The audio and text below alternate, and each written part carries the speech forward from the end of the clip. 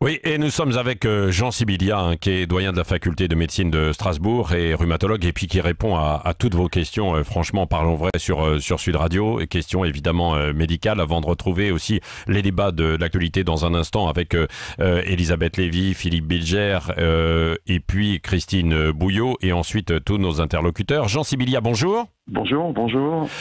Alors, il y a beaucoup de questions. Parmi les questions, on parlait des journaux à l'instant là de la presse. Est-ce que ces journaux qui sont livrés, qui arrivent par exemple chez les lecteurs, est-ce qu'ils peuvent les lire, les prendre? Il n'y a pas un risque que ça se transmette comme ça par des porteurs qui pourraient être eux aussi contaminés déjà?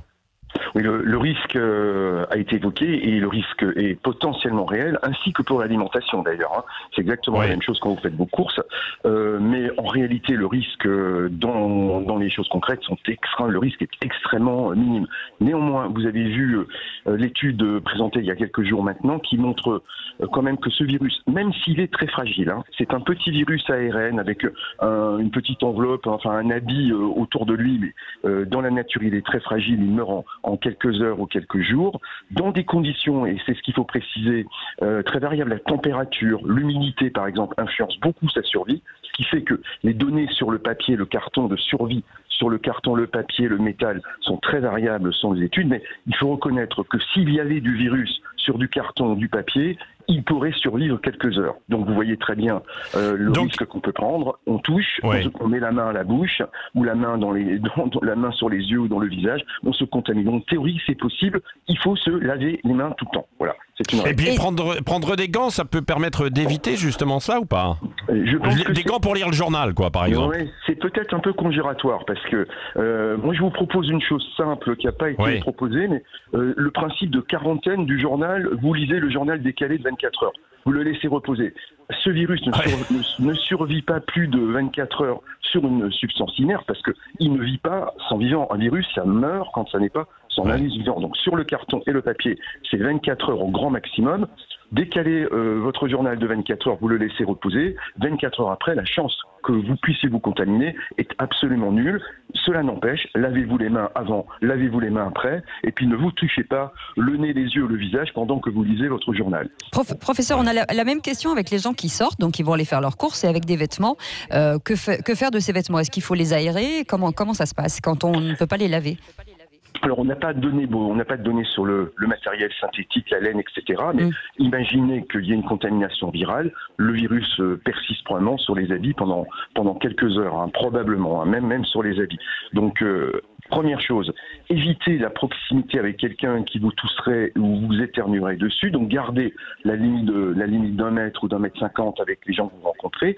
S'il n'y a pas de contamination extérieure de postillons, vos habits seront propres. Néanmoins, si vous avez un doute, vous êtes bousculé, vous êtes dans une ambiance un peu confinée, un peu bousculée, la sécurité, évidemment très simple, c'est vous rentrez, vous changez vos habits, vous les mettez dans la machine et ça suffit largement pour tuer le virus. Donc, en cas de doute et de vêtements potentiellement contaminés, vous n'hésitez pas à les mettre dans la machine et à les changer. Ouais, il y a aussi une question sur les femmes enceintes. Est-ce qu'elles sont plus vulnérables que les autres?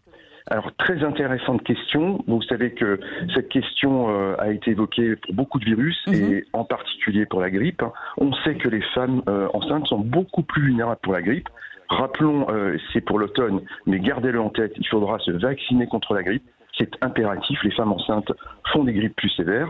Ça a été étudié très récemment avec Covid-19, montrant que les femmes enceintes n'étaient pas plus susceptibles à faire une infection grave à Covid-19. Donc non, pour l'instant, les données qu'on a, il y a évidemment des infections à Covid pendant la grossesse, mais elles ne sont pas plus graves que les autres infections Covid. Donc ça, c'est une très bonne nouvelle. De plus, la maman ne transmet pas le virus à l'enfant, sauf exception d'exception. Donc toutes les études de série, petites séries, c'est pour ça qu'il faut être prudent et attendre, des séries de quelques dizaines de patients seulement, aucune transmission du Covid à l'enfant. Donc ça, c'est très rassurant. Je pense qu'on doit étudier, on doit voir les données complémentaires, mais c'est très rassurant pour toutes les femmes enceintes. Mais néanmoins, retenez que toute femme enceinte doit aussi appliquer des mesures de confinement, de distanciation sociale et des mesures barrières, peut-être encore plus que les autres. Restons prudents et restons très confinés. Il y a d'autres bactéries ou il y a d'autres choses qui peuvent arriver. Merci beaucoup Jean Sibilia d'avoir été avec nous, doyen de la faculté de médecine de Strasbourg. Oui, restez parce qu'il y a des questions d'auditeurs, hein, Jean Sibilia, si vous pouvez quelques instants encore. Merci. Et nous accueillons Pierre qui nous appelle de Frontignan. Bonjour Pierre, bienvenue sur Sud Radio. Oui, bonjour. Bonjour, moi je voulais vous parler d'une chose. En fait, j'ai une entreprise donc, où on vend des produits de nettoyage et désinfection bio. Par contre, ce qui me gêne un petit peu en ce moment, notamment sur les réseaux sociaux, etc., c'est que j'ai l'impression que beaucoup de gens s'improvisent un peu chimistes, essayent de vendre des produits et de profiter de la situation en vendant des produits, des pseudo-désinfectants. Et je voudrais simplement dire aux gens, attention, tous les produits désinfectants que vous pouvez trouver ne combattent pas ce genre de virus. Parce que énormément de produits ne sont pas viricides. Et alors comment les reconnaître justement? Déjà les acheter chez les professionnels et pas sur internet. Ensuite lire bien attentivement les étiquettes, puisque quand vous allez chez un professionnel, vous avez la possibilité d'avoir les fiches techniques et les données sécurité d'un produit. Donc ça c'est quand même important. Et ensuite de ne pas croire qu'un désinfectant simple va agir contre le virus. Voilà. Nous on a par exemple des appareils où on travaille à la vapeur, où là on est quand même beaucoup plus à même à détruire le virus, hein, parce qu'on a des appareils qui sortent à 150, 160 degrés en sortie de buse. Donc là il n'y a pas grand chose qui résiste, hein, de toute façon. Je pense que si vous avez toujours votre professeur en ligne, il pourra le confirmer, oui. On va lui poser la question. Le confirmer. Voilà, je disais simplement attention.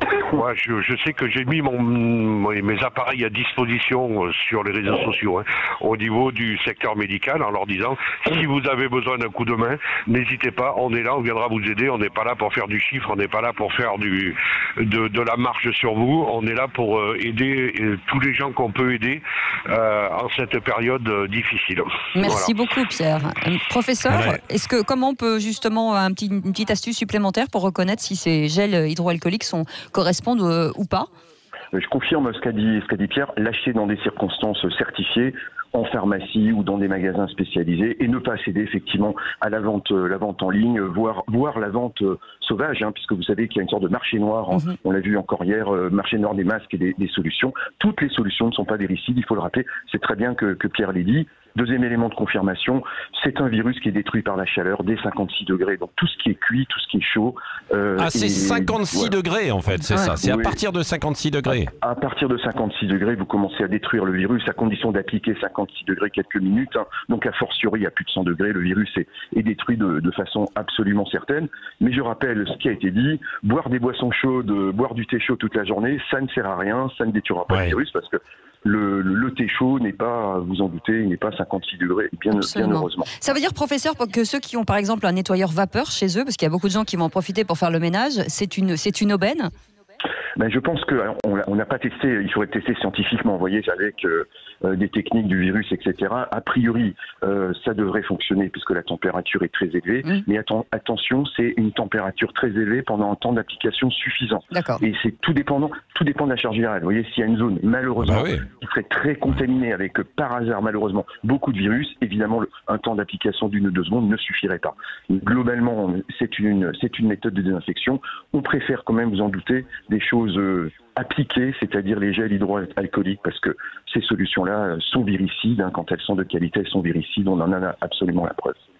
Merci beaucoup. Et puis on rappelle qu'il y a le savon, en fait. Le bon vieux savon de Marseille, bien sûr. Bien sûr. Mais ce qui compte, en fait, c'est pas tellement... Enfin, la solution compte, elle doit être viricide. Je crois que ce qui compte, c'est une logique de bon sens, de nettoyage des mains, dès que vous avez toucher quelque chose qui pourrait être contaminé. Clenche de porte, un papier exogène, vous voyez, un carton que vous recevez, des choses comme ça. Vous faites les courses avant, après, il faut se laver les mains souvent. C'est pas la quantité ni la quantité du produit, ni seulement le type de produit, mais c'est aussi la fréquence régulière du lavage des mains. Oui, mais professeur, on dit qu'il faut un savon par personne aussi. Bon, ça c'est bien sûr on peut imaginer que dans une famille où il y a un contaminé, que le contaminé utilise son savon personnel. A priori, dans une famille, si personne n'est symptomatique, on peut utiliser le savon partagé. Ouais, voilà, il ne faut pas non plus n'exagérons pas. Ouais, Faisons bien les choses élémentaires. Oui, mais ce qui est compliqué quand même aussi, parce que quand on est chez soi, c'est jouable, c'est facile entre guillemets d'être éloigné de quelqu'un d'autre et puis de prendre son gel. Mais quand on est sur les chantiers, comme on le disait tout à l'heure, on en parlait, comment fait-on pour éviter? Parce qu'on est en train de manipuler en fait un certain nombre de choses, d'objets, bien sûr. On est ensemble, on est à 1 mètre, mais parfois un petit peu moins. Donc là où c'est compliqué, on peut comprendre un petit peu aussi d'ailleurs la volonté de droit de retrait de certains. Et puis il y a les caissiers, les caissières. Alors certains ont mis, vous avez vu, du cellophane, etc. Des choses. Ça protège quand même. Hein. Bien sûr, toute mesure de protection, toute barrière dans ces contacts interhumains qui sont nécessaires, il faut le rappeler, je l'ai dit hier, et j'ai aussi hier remercié tous ces gens-là, pas seulement les soignants qui sont extraordinaires, mais aussi tous ces gens-là, dans les magasins d'alimentation, les chauffeurs routiers, les gens qui assurent la continuité du service public et du service aux citoyens. Il faut les remercier aussi du fond du cœur, mais il faut aussi les rassurer. Rappelons quand même des choses simples. Si vous n'êtes pas à proximité de quelqu'un qui éternue, si vous l'avez régulièrement, le virus ne pénètre pas en quelques secondes dans la peau. Vous avez entre guillemets, vous avez un peu le temps de vous laver les mains. Combien de temps? C'est difficile de dire le temps de pénétration parce qu'il dépend de votre peau, il dépend du fait que vous ayez peut-être une petite lésion cutanée, voyez une petite blessure. Ça dépend de la quantité de virus que vous allez mettre sur votre peau. Mais en tout cas, c'est pas instantané. Vous voyez, ça se fait pas en 1 seconde. Donc très clairement, ça passe d'ailleurs beaucoup plus par les muqueuses probablement que la peau. La peau protège, l'épiderme protège. En revanche, mettre les mains dans le visage, dans les yeux, dans la bouche, dans le nez, c'est des muqueuses, c'est plus fragile, ça passe plus vite. Donc pas de mains au visage, désinfection régulière. Sur les chantiers, si on peut, on reste à proximité et on met des gants, parce qu'on peut mettre des gants sur les chantiers. Et aussi, rappelons des choses de base. S'il y a quelqu'un qui est pas bien, qui est malade, il ne doit pas travailler. Voyez. Donc si on élimine déjà tous les sujets symptomatiques, bien sûr, il restera des gens en incubation, il restera des porteurs sains qui disséminent. Le risque n'est pas zéro, mais gardons ces mesures barrières, même à l'extérieur, même dans les chantiers. Si on fait ça, on limitera. Tout ce qu'on peut faire pour limiter cassera la progression de l'épidémie et c'est vraiment ce qu'on veut pour éviter que notre système de soins soit débordé. Merci beaucoup, professeur Jean Sibilia. Absolument. On est là pour rassurer. Et puis j'ai un petit slogan que je voulais vous faire dire partager tous les matins. Oui. Voilà, c'est courage, sérénité et patience. Voilà, je crois qu'il faut partager ça tous les matins. Courage, sérénité, patience. On va y arriver, mais voilà, il faut de la résilience et de la patience et on doit l'avoir collectivement. Et c'est peut-être la plus grande victoire qu'on aura, c'est celle-là d'avoir partagé ça. Donc je remercie, merci pour cette émission. Merci beaucoup Jean Sibilia, doyen de la faculté de médecine de Strasbourg et rhumatologue. Et puis merci aussi à Pierre qui nous a appelés. Merci Pierre, passez un beau week-end et faites attention à vous. Dans un instant, c'est Philippe Bilger et Elisabeth Lévy. Il est 9h01.